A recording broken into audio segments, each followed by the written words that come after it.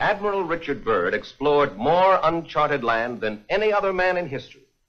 He was a man of action, but he was a man of thought as well, an explorer and a scientist, an adventurer and a philosopher, a complete man, one of the men in history who had to lead the way.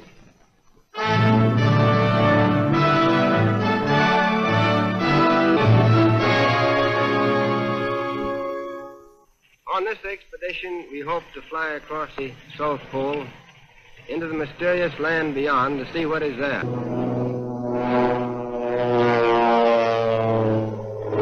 To the cameramen who made this picture, I want to give full credit. They did not hesitate to risk their lives at their job. Now, the North Pole is the center of a deep ocean, whereas the South Pole is the center of a high plateau which averages 7,000 or 8,000 feet in altitude. There is no life whatever beyond the edge of the world. There are no Eskimo. It is too cold for human beings to live there permanently. When we left on this expedition, we were, to put it very mildly, extremely anxious to find out if it existed. Would we be able to find it? And that was the great question. We left on this expedition from the Navy Yard at Boston. Here is our supply ship, the Rupert, just a big unprotected iron ship of 8,000 tons. Here is our icebreaker, the Bear, which we took as a protection for the personnel of the Rupert, and also to use exploring in dangerous ice areas. We took with us this time 150 Eskimo dogs and more than 14,000 different kinds of items for 2 years away from civilization, where there were no supply depots around the corner. Day followed day, week followed week, as we penetrated the great Pacific. We headed straight south, and here we have an ordinary unprotected iron ship, sailing in seas no ship had ever been in before since the world began. It wasn't that we were any better than our predecessors. We simply had a more open ice here. We bucked the ice till we were finally stopped by an impossible pack. Impossible, at least, for the Rupert. But we wanted to see what was beyond the horizon. That's what we came for. And for that purpose, we had another string to our bow, aviation. We retreated a few miles and managed to find an open lake in the ice field. So we proceeded to put the plane overboard. We had to execute this maneuver as rapidly as possible, because we knew that under the influence of the wind and the tide, the fields would soon close in around the ship again. In fact, the ice is already beginning to close in. Our plan was to go south with our steamer until we were stopped by ice, and to take up the attack on the unknown with aviation. And now at last we're going to find out what was in the southern part of this mysterious part of the world. For after battling the bad weather, here we are 240 miles within it.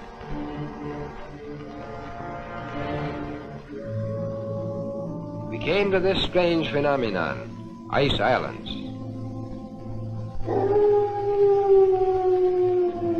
This was a strange and weird sea. Steaming through these ice islands was an eerie sensation. Here was the twilight of the gods, and we were curious to know what these somber giants were guarding.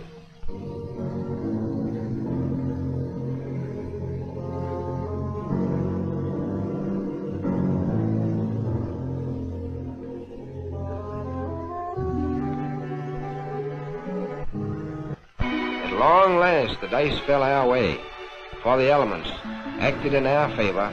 The wind and the tide, which had closed the ice in around us, finally opened the pack so that we could break our way into more open sea. We had added nearly 500,000 square miles to the Pacific Ocean. And here is our journey's end. At length we sighted that great natural phenomenon, the ice barrier.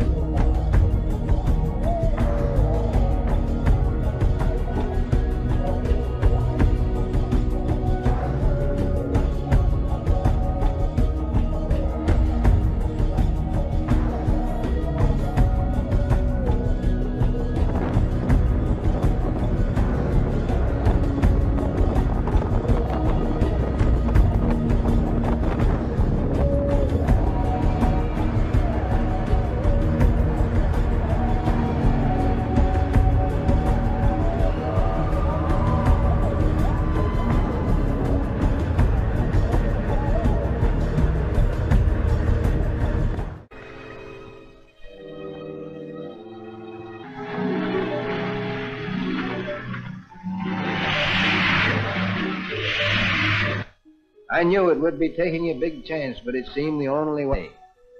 As we started alongside the barrier with our ships, suddenly the edge...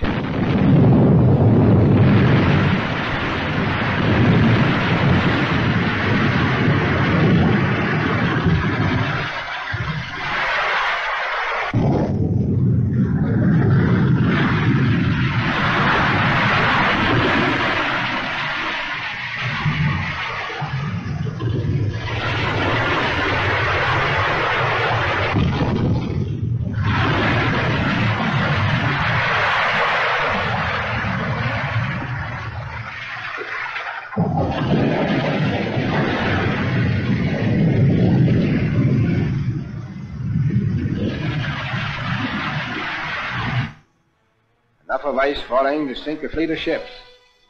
It seemed like a warning from Providence not to go alongside the barrier. We therefore had to unload from the bay ice. We had to put our tractors overboard with the engines running to safeguard the lives of the drivers as the ice was constantly breaking off. We had to get the tractors quickly away from the edge of the crumbling ice. We came within an ace of losing overboard our principal plane of exploration, the William Hawley. It was a critical moment.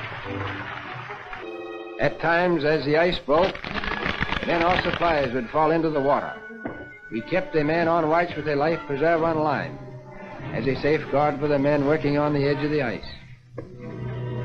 We were working against time to finish unloading before the fall freeze-up, when the ships would have to return to civilization.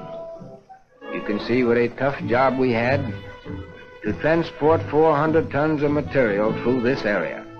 The bay ice was constantly shifting and cracking, and pressure ridges were being formed as we worked by the irresistible force of the slowly moving ice cap. I have never seen men work so hard. With 24 hours of daylight, they could and often did work the clock around without stopping. We call this period the White Nightmare, and a nightmare it was.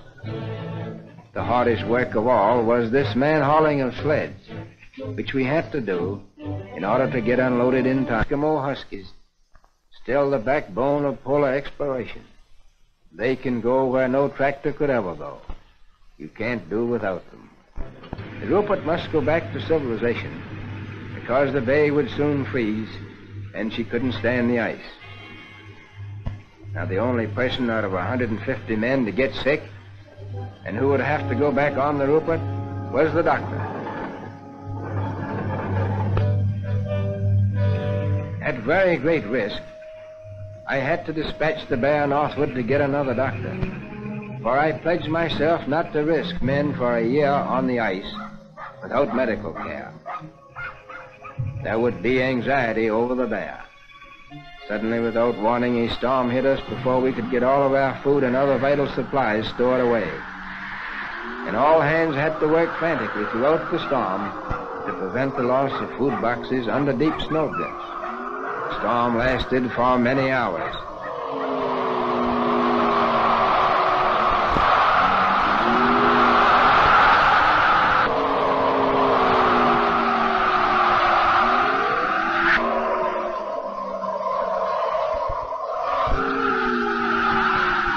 We found it chilly, working in the wind.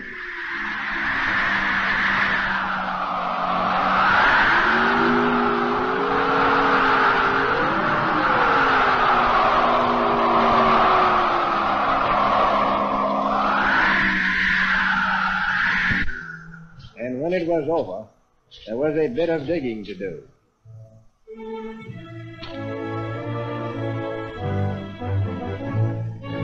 And here is the original commando.